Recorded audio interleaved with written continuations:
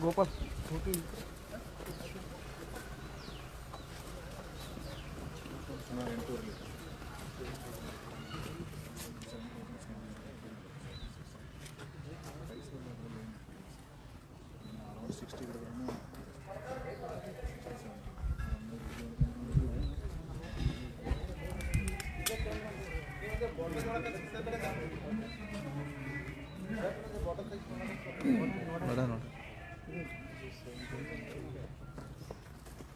Seven 6 meters.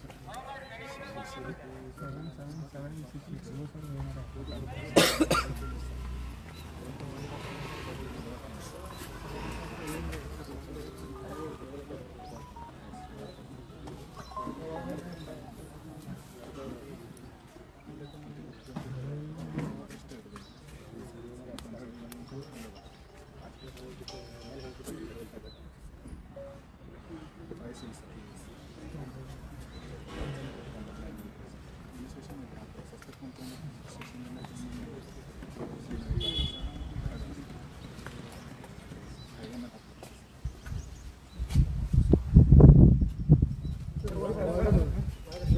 ಅಲ್ಲಿ ಹಾಕುಂದು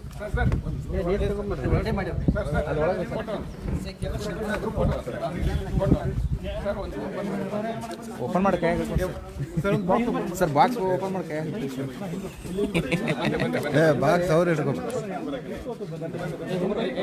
ಏನು sir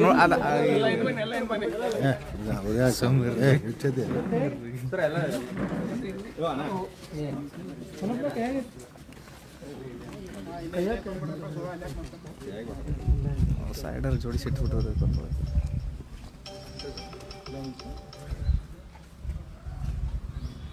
congratulation sir ಎಲ್ಲರೂ.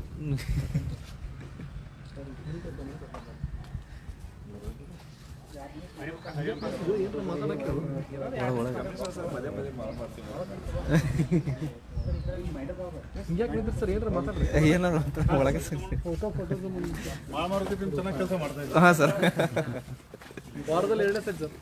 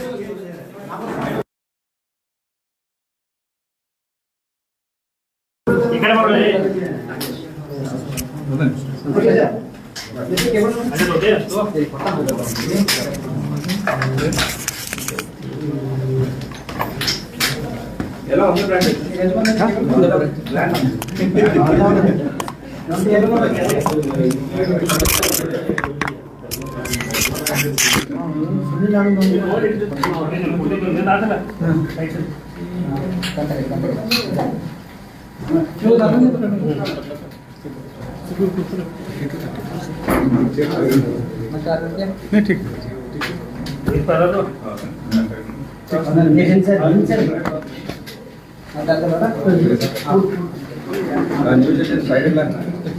ಬನ್ನಿ ನೀವು ಕೂಡ ನಿಮ್ಮ ಕೆಲಸ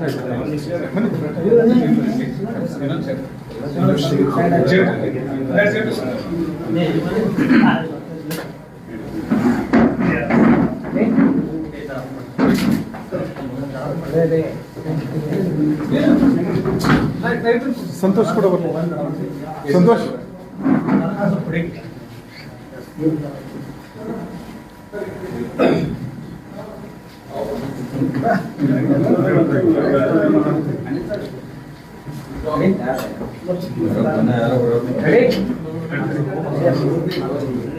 ಸಂತೋಷ್ ಬನ್ನಿ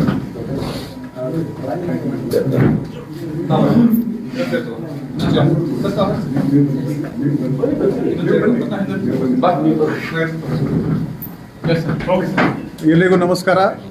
ಇವತ್ತು ನಮ್ಮ ಮಾಳಮಾರುತಿ ಪೊಲೀಸ್ ಸ್ಟೇಷನ್ದು ಟೀಮ್ ನಮ್ಮ police inspector Shri BR Gaddekar ಅವರ ನೇತೃತ್ವದಲ್ಲಿ ಒಂದು ಲೀಕರ್ ರೇಡ್ ಮಾಡಿದ್ದಾರೆ.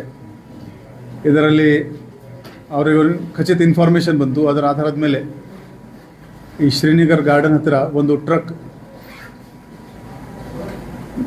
ಗೋವಾ ಮ್ಯಾನುಫ್ಯಾಕ್ಚರ್ಡ್ ಲೀಕರ್ ಕ್ಯಾರಿ ಮಾಡ್ಕೊಂಡು ಹೋಗ್ತಾ ಇದೆ ಅಂತ ಮಾಹಿತಿ ಇತ್ತು. ಅವರು ಆ ಟ್ರಕ್ ಇಂಟರ್ಸೆಪ್ಟ್ ಮಾಡಿದರು. ಆ ಡ್ರೈವರ್ ಹತ್ತಿರ ಯಾವುದೇ ಡಾಕ್ಯುಮೆಂಟ್ಸ್ಗಳು ಇರಲಿಲ್ಲ.